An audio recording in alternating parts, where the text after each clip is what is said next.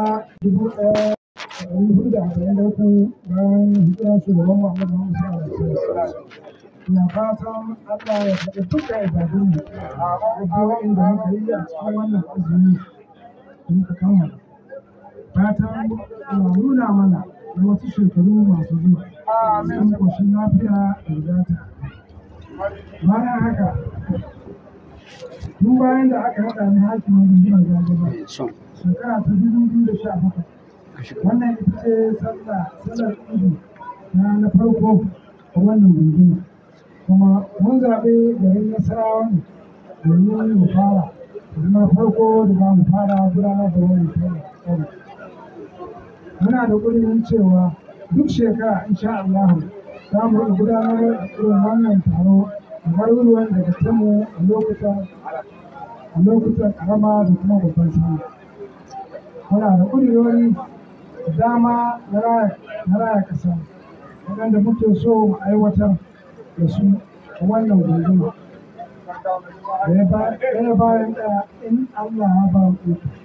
Kamar bunƙasa zaman lafiya da zamantakewar al'umma, sha'anin ilimi, kiwon lafiya, harkar noma, samar da ayyukan yi da sana'o'i ga matasa da mata da maza da dai sauransu, domin mu tafi kafaɗa da kafaɗa a tsarin gwamnatin jihar Kaduna.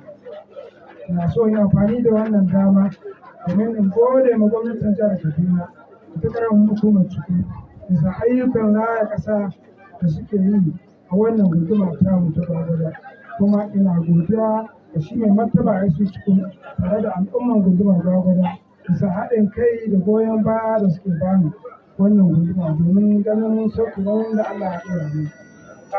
Ƙarshe ina so in yi kira ga jama'ar gundumar Gwagwalwa da su ci gaba da ba mu goyon baya ta wajen zaman lafiya da haƙuri da junansu duk da wannan ƙalubalen matsalar tsaro da muke fuskanta.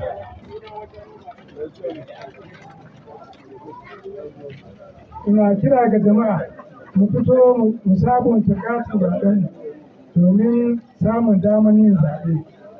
Kuma idan lokacin zaɓe ya zo, su fito su zaɓi mutanen da suka amince da su. Fatan za a yi shagulgulan sallah lafiya. Allah ya ba mu lafiya da zaman lafiya da Gwagwalwa, masarautar Chukwu da ƙaramar hukumar Chukwu da jihar Kaduna baki ɗaya da Najeriya baki ɗaya. Assalamu alaikum wa rahmatullahi ta'ala wa barakatuh. Mun gode. Alhamdulillahi Allahumma amin. Muna addu'a da